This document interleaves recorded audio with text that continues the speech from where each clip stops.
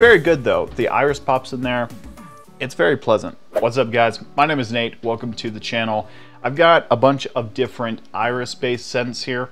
So some have like a dense iris and some have a little bit iris just sprinkled in there.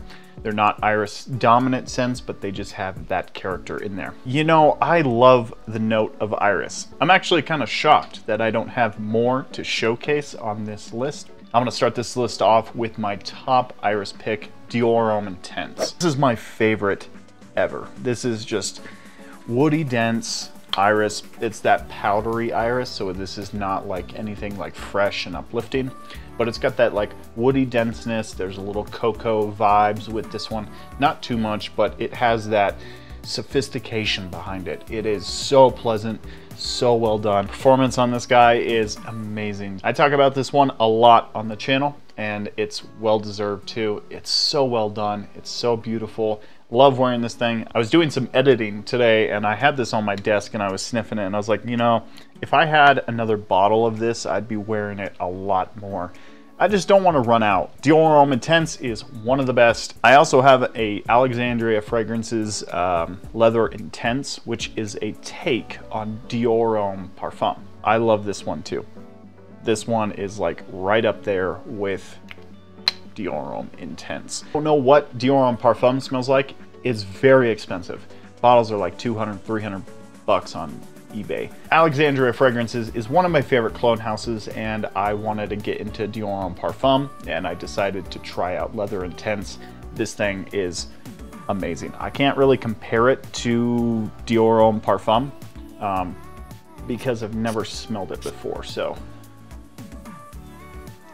it's really good. The rose really shines through with this one too. Great stuff. Great stuff. I really like this. I smell it in the air. It's very, very nice. One of my favorite clean kind of irises is in Armani Code Parfum. So you're not going to get like total, you know, Prada L'Homme kind of vibes with this one. There is that freshness. There's a hint of it in here. I really pick it up predominantly. Very pleasant. Very nice.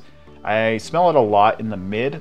Not so much in the base, and the opening has it a little bit too. It's very faint. It's nothing, you know, intense or anything, but it's very nice, very pleasant too. This stuff can be worn any day of the year.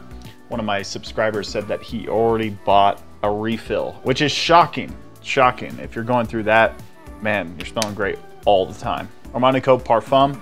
Beautiful stuff. I love wearing this stuff. Next one on the list is Givenchy Gentleman Boisé. So I love this stuff. This is one of my favorites of the entire line, of the Givenchy line. I also have the Intense Eau de Toilette here. This is a little bit fresher. This one has a lot more woods in it, which I prefer. I really like that woody scent profile. It's just my jam, you know. So Gentleman Boisé is a beautiful, seductive scent as well. It's a very good, versatile driver, and a lot of people know this, but it doesn't perform all that well. I actually mixed this with some ISO-E Super that I bought. I do get 8 to 10 hours with this, with that ISO-E Super. It does change the scent character a little bit, but I would much rather have great longevity than a slight change in the scent profile. I wore this next one last week and it got me really thinking about this whole video concept of many irises, and then actually I got a comment on one of my videos talking about I should do a video on iris based scents, and you know, it got me thinking. And one of my favorites is TLTG Reviews Business Over Pleasure. I'm a little biased here, you know.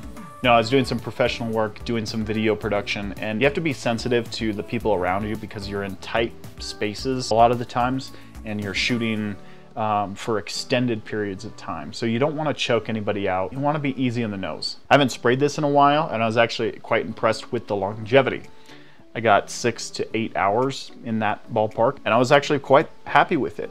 I feel like this is aging really, really well. I'm not aging very well, but could not have an iris list without Prada L'Homme. I've used a lot of this, as you can tell. I love this stuff. It's very fresh. This is like springtime in a bottle for me. I really, really love this stuff. Very professional too. Everyone knows that it's an office fragrance. I wonder if every office in New York City smells like this. Very, very good stuff here. The thing about Iris is they might come across too feminine. I've got quite a few comments on how people think that this is very feminine. And, you know, it does lean in that unisex kind of realm, but I think it's really easy to wear, very easy to wear. It could definitely fall into that unisex, feminine kind of thing. So if that's not your jam, stay away from it. But I simply love it. It's, you know, I don't have to say much else about Prada L'Homme. Everybody knows how good it is. It's so well deserved too. It's so pleasant. The next one, Jean Paul Gaultier La Mal Le Parfum. So they added Iris. Very good. Very, very good stuff on this. You do pick up the powdery aspect with this one a little bit in the opening, but in the mid and the dry down, it doesn't really shine through. I kind of threw it in here because it is a note within here that really stands out, for me at least, so I can't discount that. But it dries down, you can't really find it anywhere. Maybe in the mid you could find it a little bit, but it's very good though. The Iris pops in there. It's very pleasant. Leave some Iris-based scents down in the comments down below. I would love to pick up 1 or 2 more Iris-based fragrances, so I'm relying on your guys' recommendations here. So please leave some suggestions for me down in the comments down below. If this is the first time you're watching me, make sure you hit the subscribe button. I would love to have you back. We'll see you next time.